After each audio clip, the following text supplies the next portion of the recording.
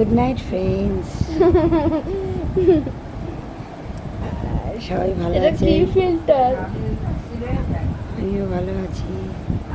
আমার মুখের কি দশা হয়ে গেছে দেখুন। আপনারা সবাই ভালো থাকবেন।